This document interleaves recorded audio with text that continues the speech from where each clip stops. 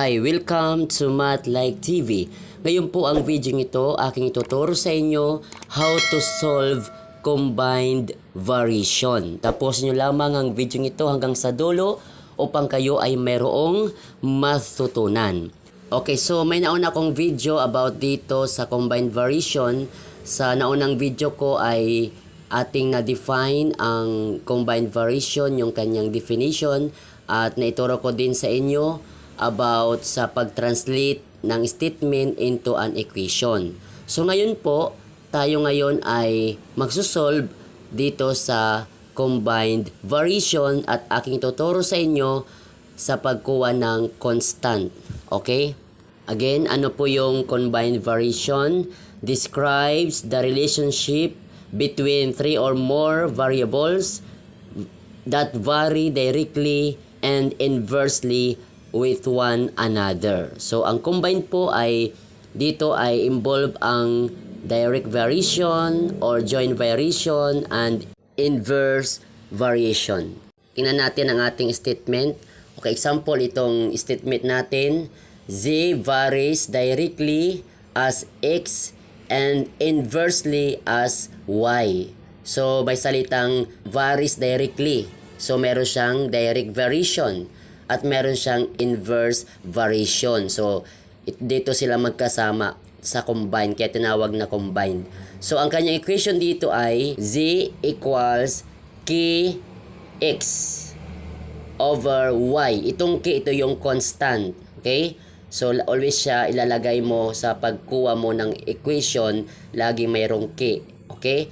Then, ang constant niya ay K equals Zy over X. Ngayon, paano natin nakuha ang kanyang constant na formula? Ang ginawa natin, itong ating equation ay ating lang cross multiplication. Kaya itong Z times Y, that is Zy. Yung Z, meron siyang denominator na 1. Ita-times mo dito sa Kx. So, Kx times 1, that is Kx.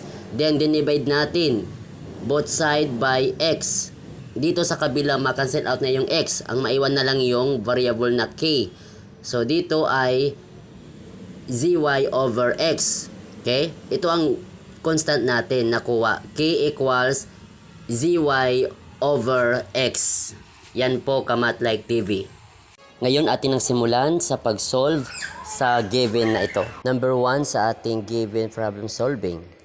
If X varies directly as the square of Y and inversely as Z, and X equals 12 when Y equals 2 and Z equals 4.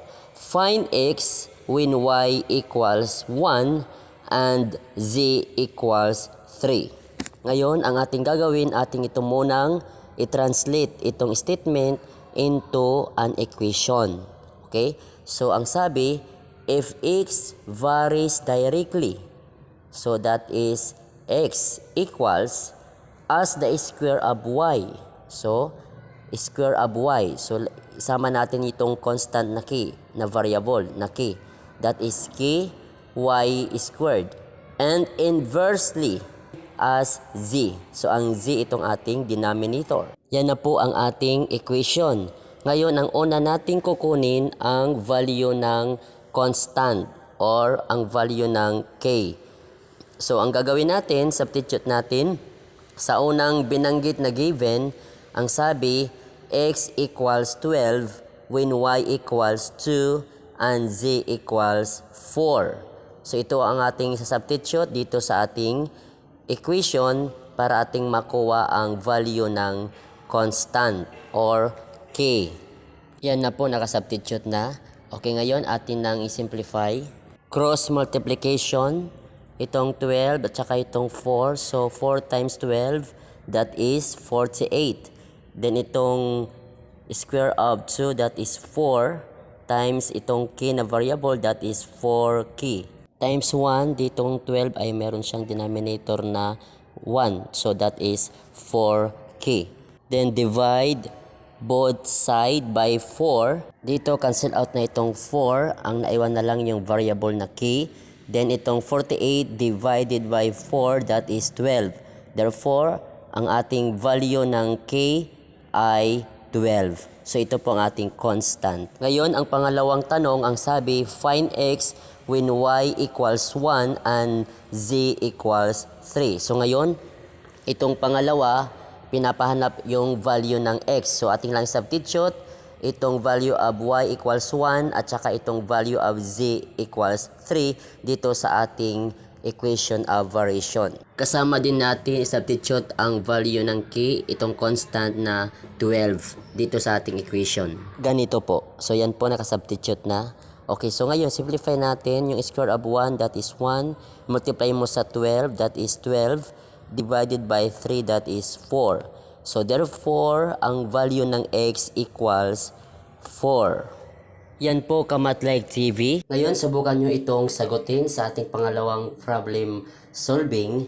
Ang given ay if z is directly proportional to the square of x and inversely to the fourth power of y and z equals 5 over 4 when x equals 5 and y equals 2, find z when x equals 25 and y equals 4.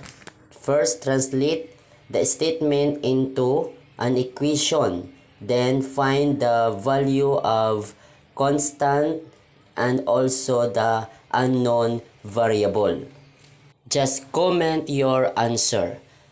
Ngayon, kung meron kang natutunan, pakipindot naman ng like. At kung bago ka pa lamang sa aking channel, pakipindot naman ng subscribe, maging ang bell notification upang ikaw ay laging naka-update sa mga bagong video ni upload sa aking channel na ito. Maraming salamat po sa inyong panunood.